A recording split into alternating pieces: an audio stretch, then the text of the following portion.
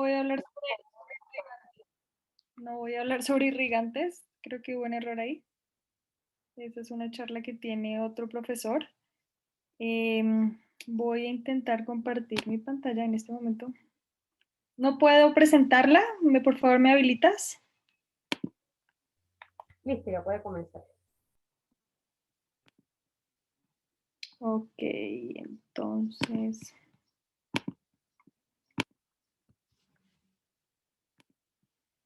Creo que ya la pueden ver. Así es. Perfecto. Bueno. Buenas tardes para todos. Es un gusto para mí poder estar aquí con ustedes el día de hoy. Gracias por la presentación. Mi nombre es Lilia Bernal, yo soy profesora de la Universidad Nacional de Colombia y quiero compartir en la tarde de hoy un poco, compartir estas ideas sobre cuál es el manejo farmacológico de la infección en odontología. Seguramente algunos elementos que todos ya hemos conocido, que hemos visto en algún momento de nuestras vidas. Entonces es un poco recordar algunos aspectos y hacer énfasis en otros que considero importantes para darle un buen manejo a esta infección, empleando de manera correcta esos antibióticos de los cuales disponemos. Bueno, dentro de los medicamentos que prescribimos con mayor frecuencia durante la consulta odontológica, encontramos estos grupos.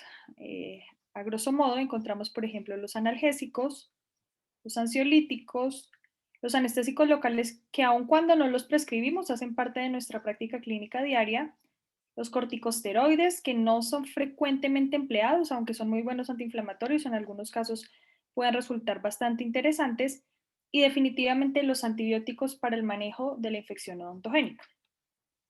Vamos entonces a enfocarnos en esos antibióticos. Antes de entrar a hablar de los diferentes grupos de antibióticos, ventajas y desventajas que presentan, debemos recordar que las infecciones en odontología son infecciones polibacterianas. En promedio, de un proceso infeccioso se aíslan 5 especies bacterianas. Pueden encontrarse muchos más, claramente. Y es importante identificar estas características de esas bacterias, de los patógenos presentes en cada uno de los procesos infecciosos. Conocemos que, por ejemplo, en la periodontitis hay una serie de patógenos, periodontopatógenos. En un proceso periapical pueden existir algunos de estos bacterias presentes también, sin embargo, hay algunas que se localizan con mayor frecuencia. Y eso nos permite dirigirnos hacia cuál es el mejor antibiótico para tratar esos diferentes procesos infecciosos. Un elemento que considero crítico para nosotros en odontología es recordar que muchos procesos infecciosos en odontología no requieren antibióticos. Siempre les digo a mis estudiantes que infección no es sinónimo de antibiótico. En algunos casos el empleo de antibióticos sistémicos definitivamente es necesario, pero en otros procesos no. La terapia de soporte, perdona un segundo. Ok.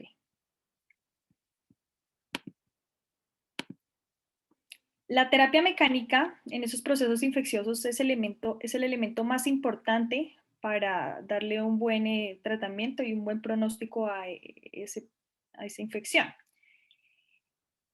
En esos casos, los antibióticos funcionan como una terapia de soporte. Me ayudo un poco con los antibióticos. Esto es un poco un llamado al uso racional de los antibióticos. Esos son algunos datos presentes en la literatura. Los odontólogos prescribimos el 10% del total de antibióticos que se prescriben en una comunidad.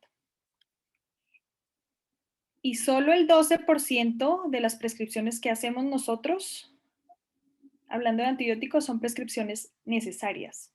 Es decir, que el otro porcentaje, entramos un poco en el pensar por si algo ocurre y son realmente injustificadas. Para recordar, hay algunos procesos infecciosos que definitivamente no requieren manejo de antibiótico, por ejemplo, una gingivitis. ¿Cuál es el manejo? Un manejo netamente mecánico.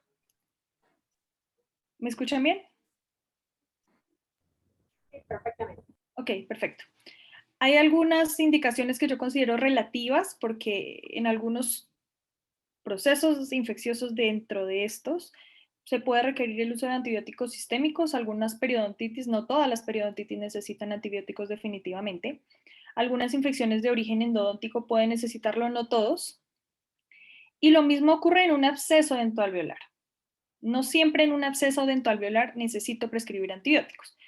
En estos casos que están aquí, se requiere la prescripción de esos antibióticos sistémicos, por ejemplo, en una celulitis, en un absceso orofacial, en un proceso de perimplantitis, en una reimplantación y en una pericoronaritis. ¿Qué pasa en un absceso dentoalveolar? Que tal vez es lo que más nos genera ahora un poco de duda, porque yo digo que no siempre se necesita antibiótico en un absceso dentoalveolar. Cuando yo tengo un paciente sano sistémicamente, sin manifestación sistémica, que tiene un absceso que está localizado, por ejemplo, a nivel apical, el manejo adecuado es netamente mecánico, es realizar el drenaje. Ese drenaje reduce el número de bacterias, promueve condiciones aeróbicas y de esa manera optimiza la resolución de la lesión.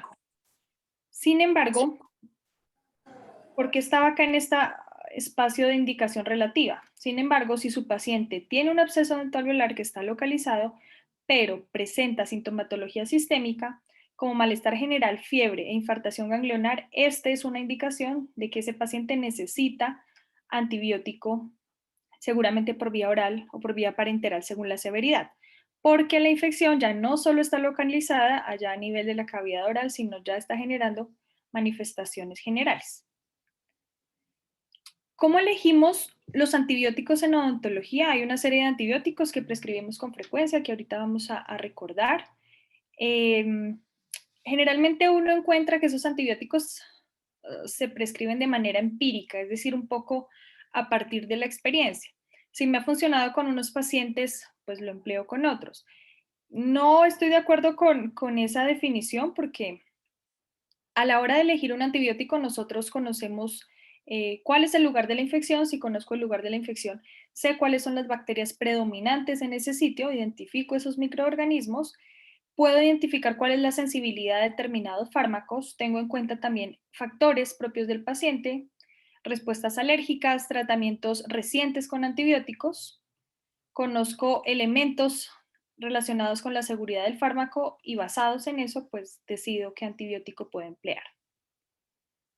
Esos antibióticos, uno encuentra varias clasificaciones de los antibióticos. Entonces, según el efecto, bacteriostáticos, bactericidas, según el mecanismo de acción, si inhiben la síntesis de la pared, si inhiben la síntesis de proteínas, según el grupo farmacológico, que es tal vez el que más usamos, si son penicilinas, si son cefalosporinas, tetraciclinas, etcétera, y la vía de administración, si se administran por vía oral o por una vía parenteral, de la mano con la severidad de la infección.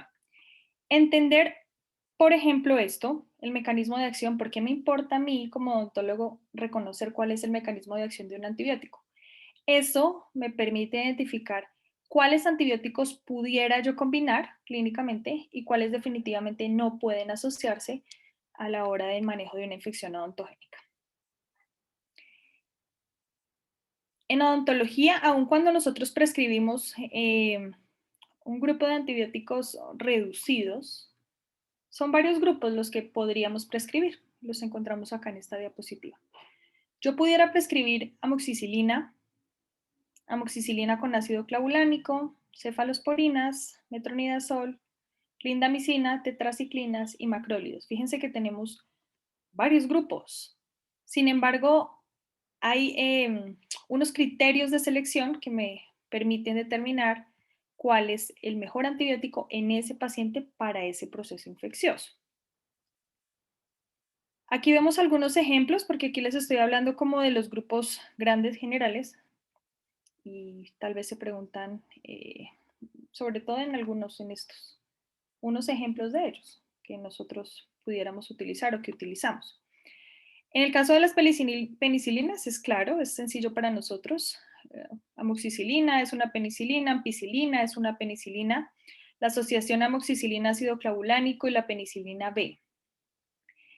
En el caso de las cefalosporinas tenemos, por ejemplo, la cefalexina. Fíjense que las penicilinas y las cefalosporinas hacen parte de un gran grupo que se llama los betalactámicos, ¿sí? Esto le confiere ciertas características en el espectro de similitud, pero también algunas posibles reactividades cruzadas que ya les voy a mostrar. Otro ejemplo, nitroimidazoles como el metronidazol, también útil en odontología. Macrólidos, básicamente cuando hablamos de macrólidos que pudieran ser utilizados en odontología. Tenemos la eritromicina, acitromicina y claritromicina. El otro gran grupo, las lincosamidas, como la famosa clindamicina. Fluoroquinolonas no tan frecuentemente empleadas, y ya vamos a ver por qué, como ciprofloxacina y moxifloxacina, y tetraciclinas como la doxiciclina y minociclina. Entonces, miren ustedes que tenemos ahí varios antibióticos que pudiéramos elegir para manejar un determinado proceso infeccioso.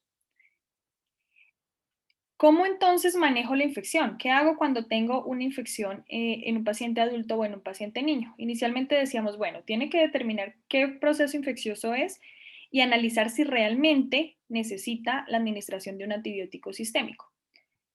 En un paciente adulto, esta es la propuesta que se hace. Fíjense que en la primera línea para manejar infección odontogénica, para nosotros son las penicilinas. Esa es la primera opción. Las penicilinas, principalmente la amoxicilina, aunque en algunos países se propone el uso de la penicilina B, que funciona bien para los procesos infecciosos odontogénicos. Pensando en un paciente adulto, también tengo otras opciones como amoxicilina ácido clavulánico. Esta combinación, cuando la terapia con amoxicilina como monoterapia no ha funcionado. Tengo la cefalexina, que es una cefalosporina. Combinación amoxicilina-metronidazol funciona bien. Y estas opciones que pueden considerarse generalmente cuando el paciente refiere alergia a las penicilinas. Entonces tengo las lincosamidas, macrólidos, tetraciclinas y quinolonas. En el niño también tengo otras opciones. La primera son las penicilinas definitivamente, teniendo en cuenta la dosis para el niño, que no será claramente la misma del adulto, y la forma farmacéutica ideal. Hay unas formas farmacéuticas específicas que favorecen que el niño pueda deglutir más fácilmente el medicamento. Tenemos la cefalexina como cefalosporina. Clindamicina puede ser una opción en niños. Aquí lo interrogo porque, por ejemplo, en Colombia no hay presentación de suspensión de clindamicina avalada por nuestro ente regulador, es decir, que no encontramos clindamicina en suspensión. ¿Qué ocurre? Si tengo un niño que resulta alérgico a las penicilinas, no puedo prescribir clindamicina en suspensión porque no hay, y tendría en ese caso que recurrir a los macrólidos, pero eso depende de la disponibilidad de formas farmacéuticas en cada país. Bueno, como les decía hace un momento, es importante recordar esos mecanismos de acción, entender cómo actúan esos antibióticos para pensar en cuáles pudiera combinar o cuáles no. Todos sabemos que hay algunos antibióticos que inhiben la síntesis de la pared de la bacteria, por ejemplo, las penicilinas y las cefalosporinas. Hay otros que inhiben la síntesis de las proteínas. La bacteria necesita proteínas para todos sus procesos. Si no tiene proteínas, pues no pudiera continuar esa proliferación. Hay antibióticos que inhiben esa síntesis de proteínas en una parte grande del ribosoma, es decir, en la subunidad 50, ahí tengo los macrólidos, clindamicina. Hay otros que inhiben la síntesis proteica en otra subunidad, en la más pequeñita, la 30S, como los aminoglucósidos y las tetraciclinas. Esos son dos grandes mecanismos de acción. Hay otros, inhibir enzimas que hacen parte vitales del ciclo de esa bacteria. Y esto nos permite pensar, por ejemplo, en que no resulta adecuada una combinación entre macrólidos y clindamicina. ¿Por qué? Porque están haciendo exactamente lo mismo dentro de esa bacteria. Entendiendo un poco esos mecanismos de acción, también podemos recordar esos mecanismos de resistencia, que es el otro problema que tenemos cuando uno piensa en prescribir antibióticos. Y por eso es que uno hace un llamado al uso racional de los antibióticos. Recordemos que de todas las prescripciones que hacemos, solo el 12% de las prescripciones de antibióticos son necesarias. El otro porcentaje se quedan por ahí en el aire seguramente generando efectos adversos. Todos los medicamentos, absolutamente todos, tienen efectos adversos. Que algunos son más graves que otros, definitivamente sí, pero no existe un medicamento completamente seguro ni existirá. Entonces, es un llamado a utilizarlos cuando se requieren, tampoco irnos al otro extremo de nunca prescribirlos, porque hay algunos casos, como vamos a ver ahora un caso clínico más adelante al finalizar, que es completamente necesario y si no se prescriben a tiempo en ese caso, pues pudiera incluso comprometer la vida del paciente. Algunos de esos mecanismos de resistencia son, por ejemplo, disminuir el influjo de antibiótico al interior de la bacteria por bombas, bueno, cierre de porinas. Otro es generación de bombas de expulsión. Y uno de los más importantes es producción de enzimas. Los que más, las enzimas que más suenan para nosotros, por ejemplo, son las beta-lactamasas. Las beta-lactamasas son producidas por unos grupos de bacterias y esas enzimas son capaces de romper, modificar la estructura de algunos antibióticos e inhibir de esa manera su mecanismo de acción. Muy bien. Esta línea de tiempo me llama un poco la atención, me parece bastante interesante y relaciona en la parte superior el momento en el cual se desarrollaron los antibióticos y en la parte inferior en qué momento se indujo una resistencia a esos antibióticos. Todos sabemos esa historia que antes del desarrollo de los antibióticos cualquier proceso infeccioso pudiera ser muy grave y comprometer la vida del paciente. Sin embargo, cuando se descubrieron, eh, pues lograron superar ese problema. Sin embargo, su uso, si en este momento es indiscriminado, eh, podemos imaginar que en ese momento, con el desconocimiento de muchos de estos aspectos, pues claramente la falta de conciencia era mayor. Tenemos dentro de los primeros antibióticos que tuvieron uso clínico, las sulfas y las penicilinas, y fíjense que pocos años después se desarrolló resistencia, ya se reportó resistencia bacteriana a esos grupos de antibióticos.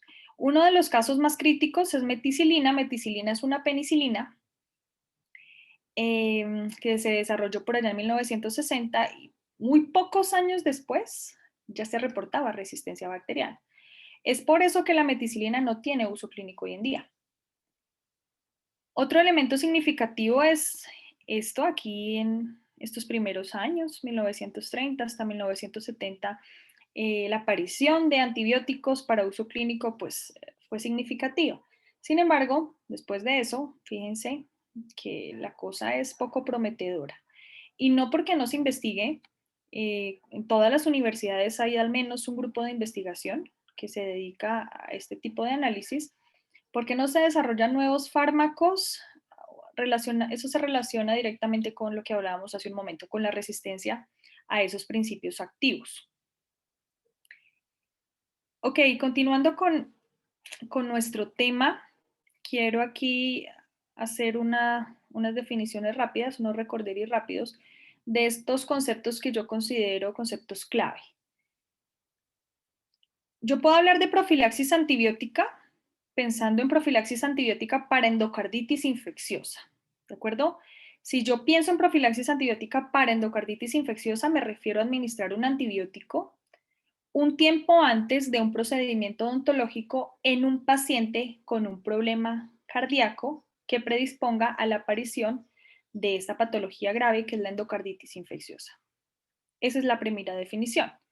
La segunda es una dosis terapéutica que también podemos llamar dosis de mantenimiento. No hay una palabra exacta encasillada que me permita entender eso. Uno encuentra varios sinónimos. Entonces, otra puede ser la dosis terapéutica y de mantenimiento, que es la dosis habitual que prescribimos cuando hay una infección establecida.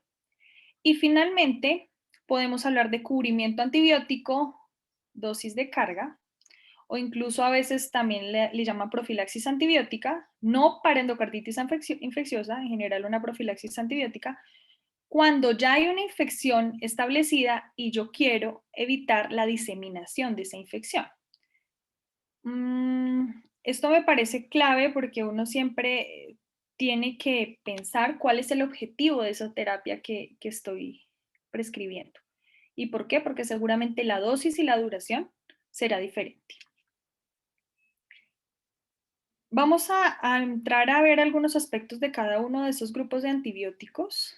El primero de ellos es una penicilina, es la amoxicilina. Está interrogado porque la pregunta es, la amoxicilina es el agente de primera línea para manejar infección en odontología. La respuesta es sí. Hasta este momento, amoxicilina es el fármaco que se prescribe con mayor frecuencia y que mejor funciona para manejar infección odontogénica en pacientes adultos y también en pacientes pediátricos. Este es un artículo donde nos muestra cuál es la frecuencia de prescripción de los diferentes antibióticos llevada a cabo por un grupo de odontólogos. Es un dato importante y un poco alentador porque amoxicilina es el antibiótico de primera elección, con un 51.1% de las prescripciones totales. Sigue amoxicilina ácido clavulánico, también hace parte de las opciones que tenemos, 24%, y luego ya empiezan los demás antibióticos que hemos discutido, clindamicina, citromicina, claritromicina, doxiciclina, y bueno, otros como cefalosporinas, tetraciclinas, entre otros. Como les mostraba en una diapositiva, y como sabemos nosotros, las penicilinas hacen parte del grupo de los betalactámicos. El grupo más grande se conoce como betalactámicos. ¿Por qué se llaman betalactámicos? Porque tienen este anillo betalactámico o betalactama, también se encuentra en la literatura. Todos los betalactámicos pues tienen ese anillo. Ahí encontramos las penicilinas, pero también encontramos las cefalosporinas. Hay otros como estos, carbapenems, monobactams, que son antibióticos de uso médico, de manejo de uso intrahospitalario para infecciones complejas. Hace un momento les decía que uno de los principales mecanismos de resistencia era la producción de betalactamasas. ¿Qué hacen las betalactamasas? Son enzimas que rompen este anillo, rompen el anillo betalactámico. Si yo tengo una infección que está siendo producida por bacterias que a su vez son capaces de inducir, de expresar estas betalactamasas, cuando yo administro antibióticos como la amoxicilina, esas enzimas son capaces de romper ese anillo y por lo tanto inactivar el antibiótico. Es por eso que existen los conocidos inhibidores de betalactamasas, como por ejemplo el ácido clavulánico. Cuando yo tengo esa infección causada por esas bacterias que están produciendo betalactamasas y administro amoxicilina más ácido clavulánico, el ácido clavulánico neutraliza la acción de esa enzima y por lo tanto la amoxicilina queda libre y puede generar su efecto farmacológico. Bueno, este es un video que vamos a intentar ver al final, nos queda un poco de tiempo. Perdón, hay un micrófono prendido.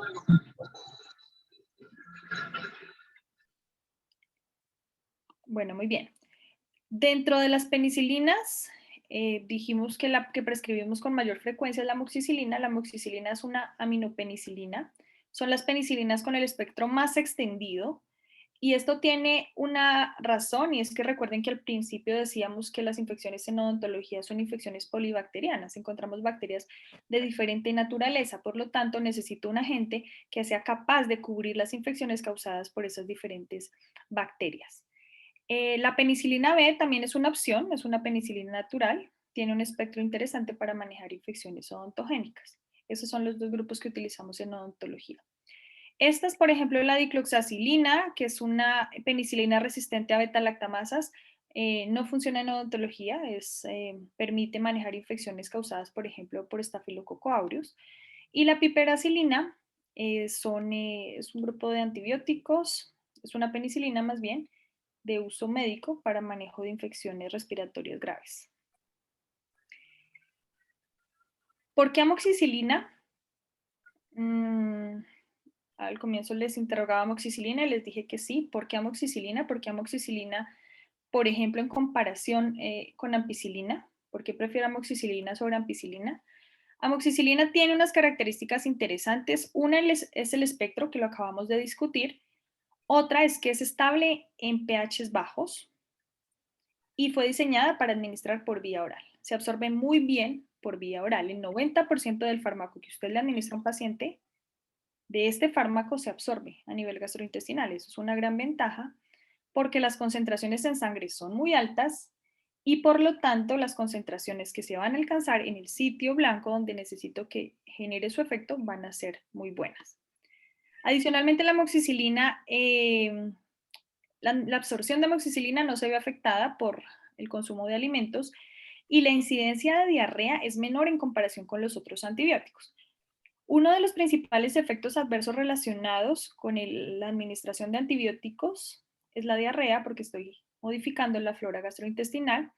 Sin embargo, en el caso de amoxicilina no es tan severo como con otros tipos de antibióticos, aunque se puede inducir diarrea, sin lugar a duda.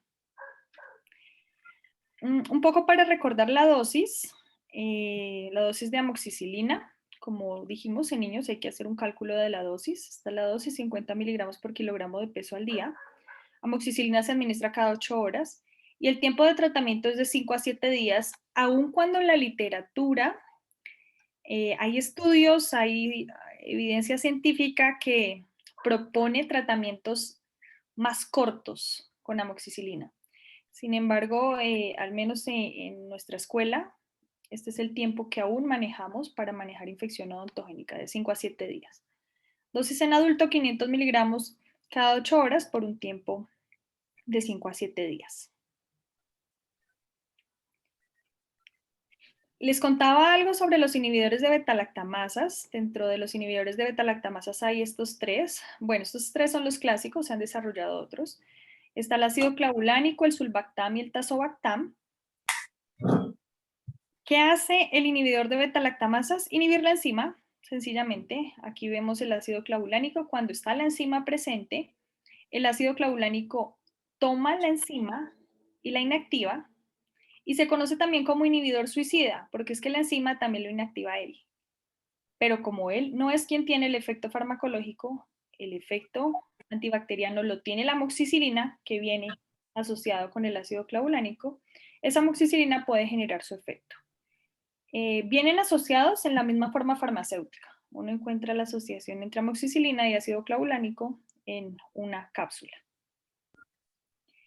¿En qué casos uno puede pensar en asociar o prescribir mejor amoxicilina ácido clavulánico? En los pacientes en los cuales uno prescribe amoxicilina y no encuentra una respuesta después de unos días de tratamiento. Si yo prescribo amoxicilina y espero 1 o 2 días y el paciente no mejora, al contrario, yo puedo pensar que lo que ocurre es que se está generando un mecanismo de resistencia y sé que el principal asociado a beta-lactámicos son las beta-lactamasas, pues ahí pudiera prescribir estos inhibidores. Esta es la dosis de amoxicilina ácido clavulánico para los niños de 20 a 50 miligramos por kilogramo de peso al día, cada 8 horas, durante 7 días, y la dosis en adulto, 500 miligramos de amoxicilina y 125 de ácido clavulánico cada 8 horas durante 7 días. Los efectos adversos más frecuentes, pues sin lugar a dudas, diarrea, aunque dijimos que con amoxicilina es menos frecuente, hipersensibilidad, que es el otro problema que tenemos, dolor cuando se administran por vía parenteral y en dosis altas pueden inducir nefrotoxicidad.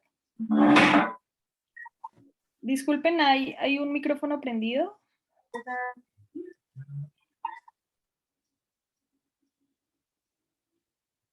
Bueno, siguiendo con nuestro tema, dentro de los betalactámicos también tenemos las cefalosporinas. Pueden ser utilizadas en odontología,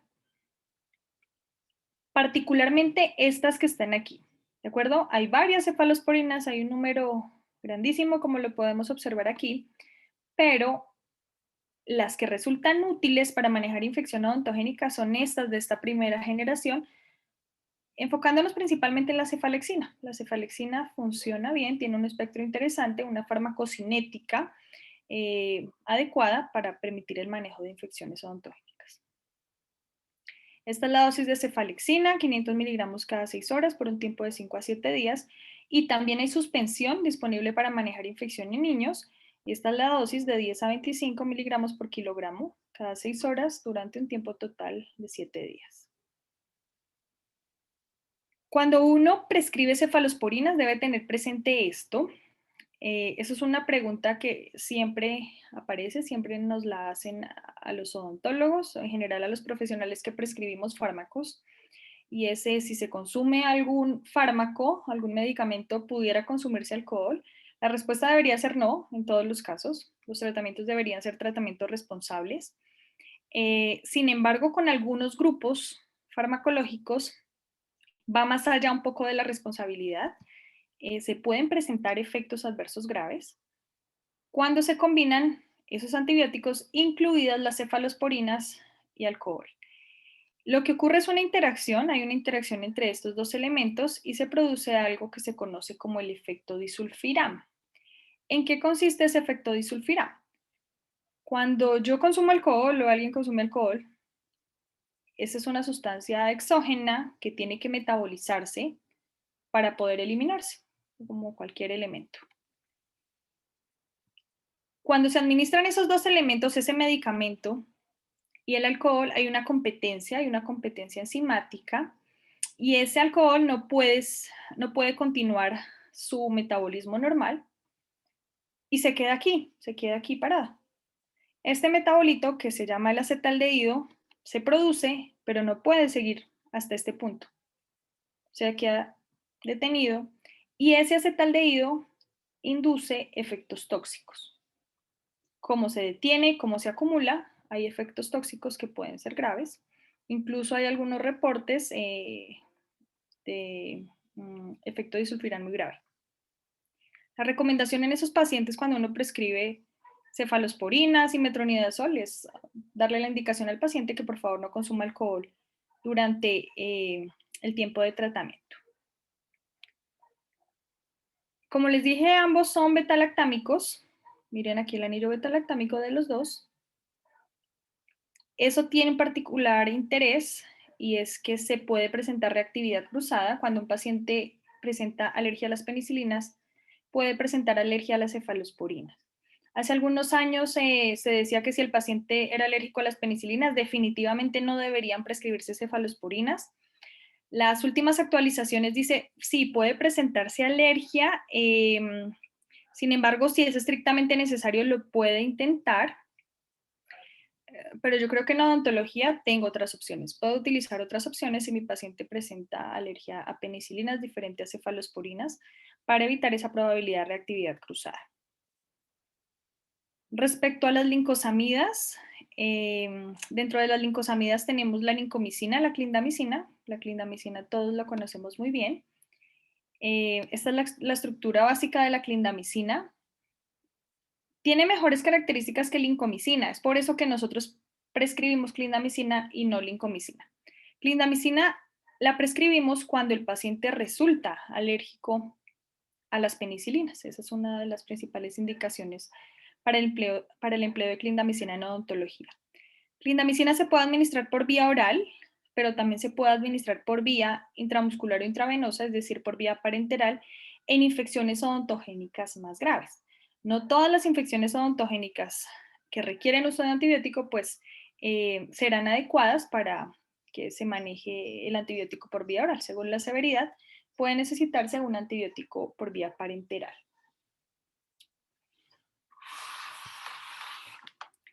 Bueno, muy bien. La clindamicina tiene características interesantes. Aproximadamente el 70% de las bacterias implicadas en un proceso infeccioso son sensibles a clindamicina, le va relativamente bien. Adicional a eso, alcanza concentraciones altas en saliva, en fluido crevicular, en hueso, disminuye factores de virulencia, incrementa la actividad de algunas células fagocíticas, suprime la adherencia de bacterias a las mucosas y eso lo hace un buen fármaco para manejar infección odontogénica. Aquí están las dosis. Yo puedo utilizar clindamicina en un paciente adulto, 300 miligramos cada 6 horas por 7 días. En los niños, de 20 a 40 miligramos por kilogramo de peso al día. Sin embargo, hay que tener en cuenta lo que les contaba hace un momento. Yo debo saber si tengo la forma farmacéutica disponible, si tengo suspensión en mi país para poder prescribirle este antibiótico a los niños que resulten alérgicos a penicilinas. Puede usarse clindamicina también en infecciones severas de las fascias profundas, en celulitis orofacial, en abscesos orofaciales, puede funcionar. En algunos casos es necesario la administración por vía parenteral.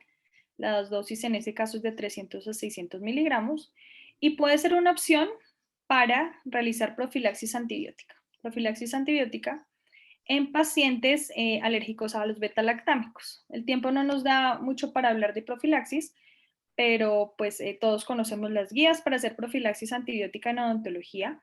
La primera opción es amoxicilina, 1 hora antes del procedimiento, y si el paciente presenta alergia, seguramente será la clindamicina la opción a elegir en ellos. Uno de los efectos adversos que más tememos cuando prescribimos clindamicina es este proceso sobreinfeccioso causado por Clostridium difficile, que es la colitis pseudomembranosa. Definitivamente la clindamicina no debería prescribirse en pacientes que tienen alteraciones gastrointestinales, porque existe ese riesgo. Sin embargo, esa colitis no solo se asocia al uso de penicilinas, como lo vemos aquí. Hay otros antibióticos como las cefalosporinas que también se asocian a un alto riesgo de colitis pseudomembranosa. La combinación amoxicilina-ampicilina puede inducir colitis pseudomembranosa y hay algunos factores de riesgo propios del paciente que aumentan esa probabilidad. Por ejemplo, la edad, por ejemplo, pacientes que reciban quimioterapia, pacientes con hospitalización prolongada, pacientes con problemas sistémicos, problemas renales, hepáticos, con inmunosupresión, entre otros. Siguiendo con esta idea de qué hago en esos pacientes alérgicos, ya vimos la clindamicina. La otra gran opción que se utiliza con frecuencia son los conocidos macrólidos, como la eritromicina y la citromicina. ¿Por qué se llaman macrólidos? Pues porque son anillos macrocíclicos como los que vemos aquí. La eritromicina fue en un tiempo el macrólido más utilizado en odontología. Sin embargo, la eritromicina tiene varios problemas farmacocinéticos y farmacodinámicos. Tiene un espectro estrecho, es inestable en pHs bajos. Cuando llega al estómago, la cantidad de eritromicina que se absorbe es muy pequeña, ¿de acuerdo? Es aproximadamente el 30%, es decir, que el 70% del medicamento que el paciente se tomó se perdió. Nunca va a llegar al sitio donde necesito que actúe. Por lo tanto, la biodisponibilidad es muy baja, penetra mal en los tejidos y tiene un tiempo de vida media corta, que hace que se prescriba con alta frecuencia. Intentando superar estos problemas, se sintetizaron antibióticos como la claritromicina y la citromicina, pues que son los que más podemos utilizar en odontología para este tipo de pacientes.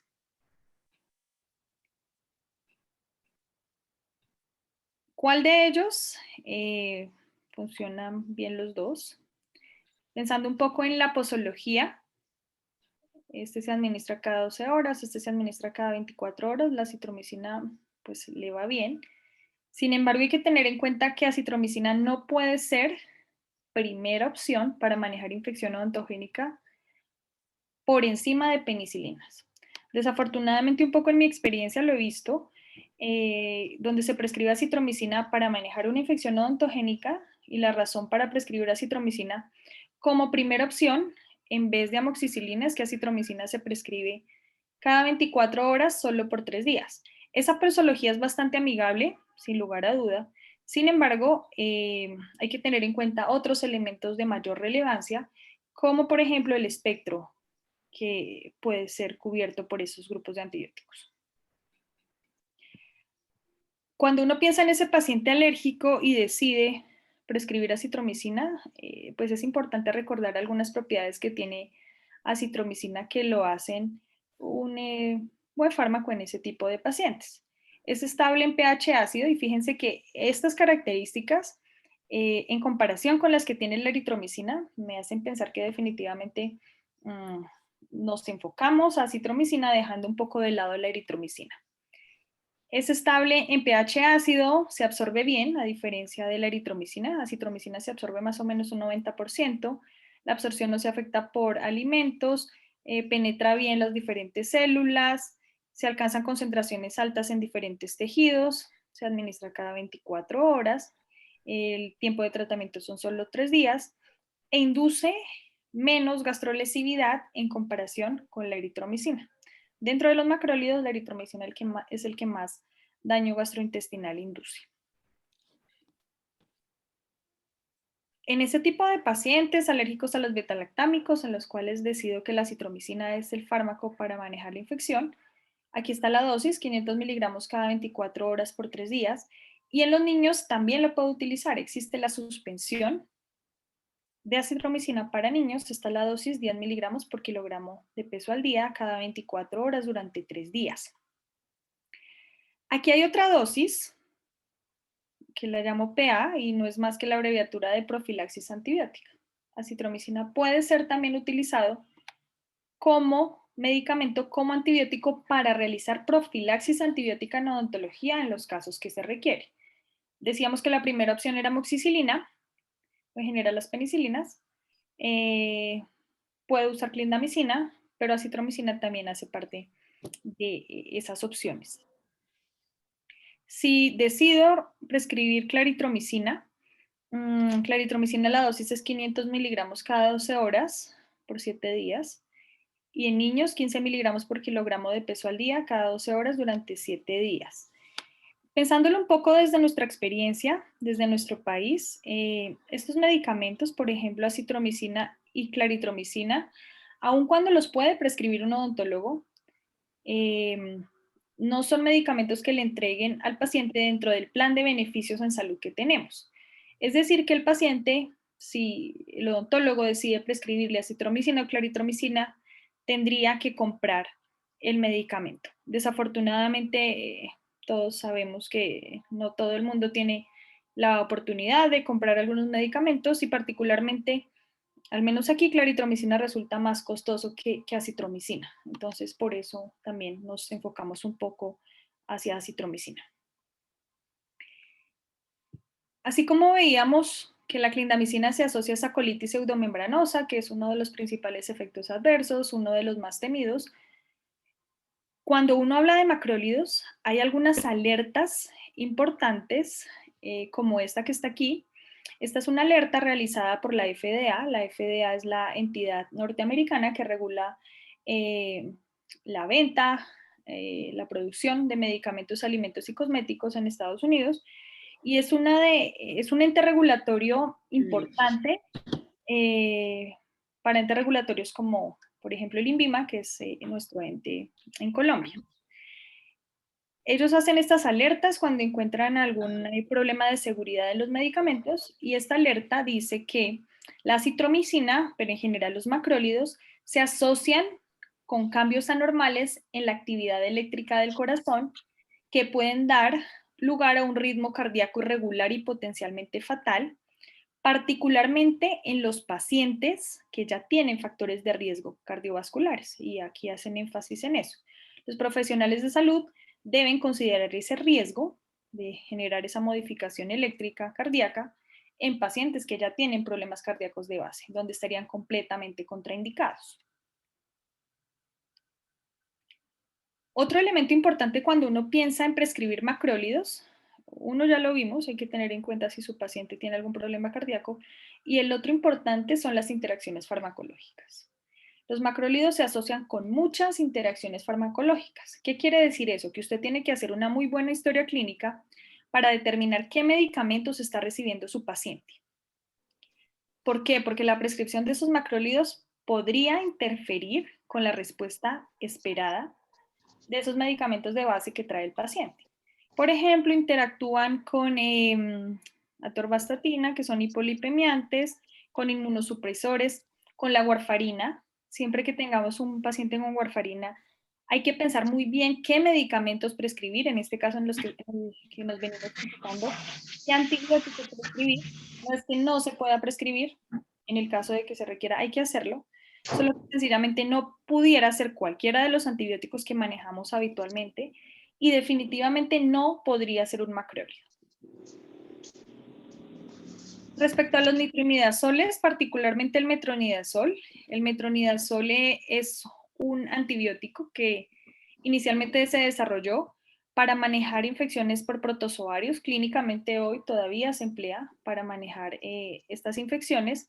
Sin embargo, un poco la experiencia clínica mostró que permitía el manejo de infecciones causadas por anaerobios gram negativos, anaerobios gram positivos, estrictamente anaerobios. Es por eso que cuando yo prescribo metronidazol en odontología, generalmente lo asocio con amoxicilina para extender ese espectro antimicrobiano. Como les dije, generalmente se combina, aquí está la dosis, metronidazol 250 miligramos cada 8 horas por 7 días y amoxicilina 500 miligramos cada 8 horas por 7 días. Un ejemplo en odontología de un potencial uso es en algunos casos de periodontitis.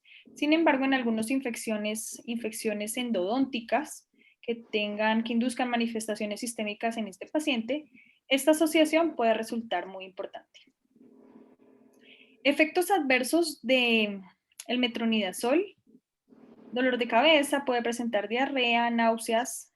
Este es importante para nosotros. Sabor amargo, metálico en la boca. Muchos pacientes, de hecho, el consumir metronidazol, el sabor de metronidazol es bastante desagradable. Y cuando empieza el metabolismo, puede aparecer ese sabor amargo, metálico en la boca. El paciente puede referirse al odontólogo y es clave hacer una muy buena historia clínica y determinar si ese sabor amargo es asociado al metronidazol. Es un efecto completamente reversible. Una vez el paciente termina su terapia, eso desaparece. Metronidazol también se asocia a hiposalivación. No es muy claro el mecanismo por el cual induce hiposalivación, pero hace parte de ese gran grupo de medicamentos que reduce el flujo salival. Metronidazol y alcohol, combinación inadecuada, no debe hacerse. La recomendación es la misma. El paciente al cual usted le prescribe metronidazol, dele la indicación de no consumir alcohol, porque se induce ese efecto disulfiram. Como les dije en algunos reportes, este es uno bastante viejo, se los voy a contar rápidamente. Reportan la muerte repentina de una mujer. Entonces dicen que era una mujer de 31 años de edad que fue asaltada y en el momento en que la asaltaron le hirieron un brazo, pero la lesión en su brazo fue muy superficial. Sin embargo, después de ese episodio, la mujer muere. Empezaron a hacer los análisis toxicológicos a ver cuál pudiera haber sido la causa de esa muerte y encontraron alto consumo concentraciones altas más bien de etanol en sangre. Encontraron metronidazol, es decir, estaba en terapia con metronidazol, y también concentraciones altas de acetaldehído. Recuerden que cuando se administran metronidazol y el etanol, se induce la acumulación de acetaldehído y ese acetaldehído es altamente tóxico. Ellos proponen aquí, pudiera ser la causa. Claramente se requieren más estudios para poder determinar si esa fue realmente la causa de la muerte de esa paciente. Tenemos otras opciones en odontología, al comienzo las veíamos, tengo más. Tenemos las tetraciclinas, tenemos las quinolonas, tetraciclinas como la doxiciclina y minociclina. Dentro de los efectos adversos de la doxiciclina y minociclina, náuseas, vómito, epigastralgia, cambios intrínsecos de coloración dental, pero pienso similar a lo que decía el doctor Gonzalo hace un momento. No solo tenemos que enfocarnos en las alteraciones que se inducen a nivel de los dientes, que resultan relevantes por nuestra profesión, sin lugar a duda. Sin embargo, estamos manejando un sujeto y tenemos que entender todos estos efectos adversos dentro de la integralidad. ¿Pueden ser útiles las tetraciclinas? Sí, para el manejo de algunas infecciones periodontales. Sin embargo, no son tan frecuentemente empleados por problemas de resistencia antimicrobiana. Están completamente contraindicados en mujeres embarazadas, en mujeres lactantes y en niños. Y las otras son las quinolonas, como la ciprofloxacina y moxifloxacina. Estas se asocian a problemas importantes de tejido conectivo, no son una primera opción en odontología, definitivamente no deberían serlo. Y están contraindicados también en mujeres embarazadas y en niños. Respecto a las tetraciclinas, hay algunas aproximaciones para su uso local. Se pueden utilizar sistémicamente en esos casos que les comentaba ahora. Sin embargo, para tratar de minimizar esos efectos adversos relacionados con una dosis sistémica, hay algunos usos locales, como los planteados en este estudio, donde promueven el uso de micropartículas cargadas con diferentes principios activos.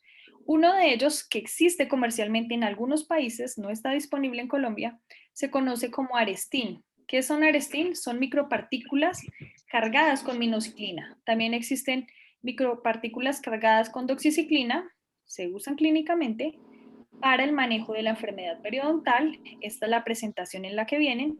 Esa minociclina la debe administrar un odontólogo o un periodoncista. Se administra acá en la bolsa periodontal y el activo se va liberando lentamente para permitir la resolución de ese proceso infeccioso. Finalmente, las fluoroquinolonas, esta es una frase que tomé de un artículo y dice, se utilizan con frecuencia para infecciones no odontogénicas, no pueden ser una primera opción. Se utilizan generalmente para manejar infecciones respiratorias, infecciones urinarias, infecciones de hueso. Póchate de una, mi gorda. Y yo siempre les digo que las fluoroquinolonas en odontología deben estar dentro de las últimas opciones. Sin embargo, si es su última opción, que no creo que nunca ocurra, pues tenemos la moxifloxacina. La moxifloxacina está a la dosis 400 miligramos cada 24 horas por 5 días. Respecto a las fluoroquinolonas, también hay una alerta de seguridad emitida por la FDA y dice claramente que deben reservarse para aquellos pacientes que no tienen opciones alternativas de tratamiento. Claramente nos muestra que no puede ser una primera opción. ¿Por qué? Porque se asocia con efectos adversos discapacitantes y potencialmente permanentes a nivel de tendones, músculos, articulaciones, nervios y sistema nervioso central. Hay reportes de rupturas de tendones asociadas al uso de estas fluoroquinolonas. ¿Puedo combinar antibióticos? Sí, se pueden combinar. ¿En qué casos? Cuando no funcionan las monoterapias. En odontología siempre intentamos pensar, según el paciente, según la severidad de la infección, en si un solo antibiótico pudiera permitirme manejar ese proceso infeccioso. Cuando esa monoterapia no es suficiente, pues pienso en esas asociaciones. Ya hemos hablado algunas de ellas: amoxicilina, metronidazol, se utiliza clínicamente. Amoxicilina, ácido clavulánico, puede funcionar. Betalactámicos con clindamicina para infecciones severas. Puede ser alguna penicilina, puede ser alguna cefalosporina. Y definitivamente hay asociaciones que no es apropiado hacerlas. Una de ellas es amoxicilina tetraciclinas, no se asocian. Y macrólidos con clindamicina tampoco, esas terapias tampoco se asocian. Aquí quiero mostrarles, queremos cerrar esta parte un poco mostrándoles a cuáles antibióticos les va mejor en odontología. Este es un antibiótico donde aislaron 184 cepas bacterianas y evaluaron su sensibilidad a estos antibióticos de los que hemos venido hablando. La S es de sensibilidad, la R de resistencia. De las cepas evaluadas, el 90.8 eran sensibles a amoxicilina ácido clavulánico. Es una de las primeras opciones que tenemos. Amoxicilina solita, 90.2. Es un dato importante. El 90% de esas cepas son sensibles a amoxicilina. Amoxicilina continúa siendo el antibiótico de elección para nosotros. Miremos otras. A clindamicina le va bien, 80.4 en este estudio. Eritromicina 54, acitromicina 60. Esto respalda un poco lo que les contaba hace un momento. Acitromicina no puede ser la primera opción para manejar infección odontogénica. Debe reservarse en los casos en los cuales el paciente refiere alergia a penicilinas. Bueno. Respecto a las reacciones adversas, hemos discutido algunas de las reacciones adversas asociadas a estos antibióticos. Este es un estudio realizado en Inglaterra, donde toman prescripciones realizadas por odontólogos del año 2010 al año 2017 y miran cuáles son las reacciones adversas que se presentan y de qué tipo. si son fatales, si son serias o no serias. Fíjense que a la que peor le va es a la clindamicina. Aquí está amoxicilina. ¿Se presentan reacciones adversas con amoxicilina? Pueden presentarse, no hay ningún fármaco seguro. Sin embargo, cuando comparo, pues es el que mejor le va aquí. Ellos aquí nos cuentan, clasifican esas reacciones adversas del antibiótico que induce menos reacciones adversas al que más reacciones adversas. Dentro de los que menos reacciones adversas inducen está la amoxicilina, está la cefalosporina, eritromicina, y de los que más reacciones adversas inducen está la clindamicina, penicilina B, pero también está la eritromicina y amoxicilina ácido clavulánico. Aquí en este cuadro, este es del mismo estudio, nos dicen qué tipo de reacciones, porque acá solo nos dicen pues qué número de reacciones se presentan. Aquí, de qué tipo son. Entonces resalté algunas importantes para nosotros. Fijémonos que reacciones a nivel, efectos adversos cardíacos, número de reacciones asociadas al uso de macrólidos es mayor. Y eso lo habíamos discutido hace un momento. Se asocian con alteraciones en el cambio eléctrico del corazón. ¿Qué pasa a nivel de problemas gastrointestinales? Se podrán imaginar ustedes que el que peor le va a esa clindamicina es el que más efectos adversos induce a nivel gastrointestinal, al menos en este estudio, y reacciones de hipersensibilidad era de esperarse a las penicilinas. ¿Puedo utilizar antibióticos en el embarazo? Ya vamos a puntualizar para cerrar esta parte. Y quiero hablar de esto porque también lo he observado un poco en mi experiencia. En ocasiones llegan mujeres en estado de gestación y sencillamente no les prescriben antibióticos, aun cuando presentan, en este caso, infección, pero también presentan dolor. A una mujer en estado de gestación se le pueden prescribir medicamentos, solo que no se le pueden prescribir todos los medicamentos que se manejarían en otro tipo de pacientes. Existe una clasificación de los medicamentos. Todos los medicamentos disponibles tienen una clasificación de esa FDA, vuelve y juega la FDA, que me dice si son seguros o no en el embarazo. Esa categorización los divide en A, B, C, D y X y los vamos a ver rápidamente. Los A básicamente le dicen a usted que son seguros. No hay ningún antibiótico en ese grupo A. Básicamente en el grupo A solo encuentra uno vitaminas. La otra clasificación es la B, que le dicen son seguros, prescríbalos cuando los necesite. Los A son completamente seguros. Los B son, sí, son seguros en el embarazo. Aquí están los que prescribimos con mayor frecuencia nosotros, es decir, usted puede prescribir antibióticos en una mujer embarazada respetando los tiempos y las dosis. ¿Cuáles? Amoxicilina, cefalexina, clindamicina, tienen categorización B. Hay otros que tienen categorización C, entonces a mayor categorización, el riesgo de inducir efectos adversos va incrementándose. En la C hay algunos estudios en animales que muestran efectos adversos, entonces pues en lo posible debería usted evitarlos. Fíjense que aquí tengo las fluoroquinolonas. Categoría D, hay riesgo de inducir daño en ese feto. Ponga los elementos en una balanza riesgo-beneficio y decida. Entonces, yo siempre digo que esos de categoría D en odontología no los deberíamos prescribir. Eso se limita un poco más a infecciones complicadas que requieren un manejo médico en los cuales no hay otra opción. No hay otra opción, deciden si someter al bebé a ese tipo de riesgo. Nosotros no deberíamos prescribir esos fármacos categoría D. ¿Cuáles están ahí? Las tetraciclinas. Y categoría X, no hay ningún antibiótico en categoría X. Categoría X es definitivamente no puede administrarse bajo ninguna circunstancia porque se va a inducir un problema teratogénico en el bebé. Esta página me gustaría que la revisaran. Es una página donde muestra la compatibilidad de la lactancia y los medicamentos. También pueden prescribirse medicamentos en una mujer lactante, solo que no todos.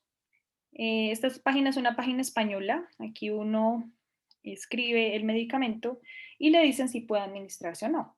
Por ejemplo, hice la búsqueda con amoxicilina, no puse aquí el nombre, pero esto es de amoxicilina, y me dice que tiene un riesgo muy bajo, que es seguro, que es compatible, que hay un mínimo riesgo para la lactancia y el lactante. Y aquí me explica, basado en literatura científica, por qué se considera en este caso de un riesgo muy bajo.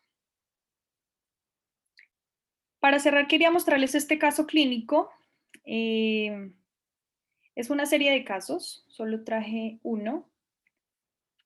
Es un caso clínico de una niña, es una niña de 8 años, es una paciente ASA 1. La paciente refirió inflamación en la hemicara izquierda de 3 días de evolución. Eso generó adinamia. La paciente tenía fiebre, no presentaba alergias. Cuando hicieron el examen intraoral encontraron supuración, trismus, deficiente higiene oral, dolor a la palpación. A nivel extraoral efectivamente había una inflamación significativa. La radiografía panorámica mostraba presencia de varias caries, múltiples caries, destrucción coronal en varios dientes, lesiones periapicales en 46 y 36, y decían que seguramente esa era la causa de este proceso, esta celulitis orofacial que presentaba la paciente. ¿Qué hicieron en ese caso? Como les dije hace un momento, no todas las infecciones pueden manejarse de manera ambulatoria. Es lo más sencillo, es lo más práctico para nosotros prescribir el antibiótico de manera ambulatoria y que sea el paciente, o en ese caso de un niño, pues la mamá quien le administre el fármaco. Pero en algunos casos de infecciones severas, ese paciente necesita un manejo intrahospitalario, y ocurrió con esta paciente. ¿Qué hicieron? Una combinación de la que veníamos hablando. Le administraron cefalexina, que es una cefalosporina, con lincosamida, que es con clindamicina, es una lincosamida, durante 7 días. Adicionalmente, pues le pedían realizar enjuagues con clorexidina. Fíjense que esto es una terapia, esto es una dosis terapéutica. Ya está la infección y necesito manejar esa infección que está establecida. ¿Qué hicieron? Después de haber iniciado el tratamiento, en el 6.º día, ya hicieron la parte mecánica. Ya el odontólogo retiró esos restos radiculares de esos dientes temporales, realizaron el tratamiento endodóntico del 36 y el 46. Hay que eliminar la causa. Si yo no elimino la causa, aun cuando dé el antibiótico y el paciente aparentemente mejore, va a producirse una agudización posterior. Hay que eliminar la causa. Esta es la causa, y allá a nivel de boca, pues eliminamos la causa. 10 días después, se había mejorado completamente el paciente y pues le dieron el alta clínica. Así se presentaba la paciente. Esta fue la resolución, y aquí la radiografía panorámica, donde efectivamente pues se observan múltiples lesiones cariosas en dientes temporales y alteraciones acá en los primeros molares inferiores. Es importante aquí tener en cuenta que no todos los antibióticos pueden administrarse por vía oral. Hay que eliminar la causa definitivamente y hay que evaluar esas posibles combinaciones de antibióticos. Eso era lo que tenía para compartir con ustedes. Esta es la facultad en la cual trabajo, queda ubicada en Bogotá, que es la capital de Colombia.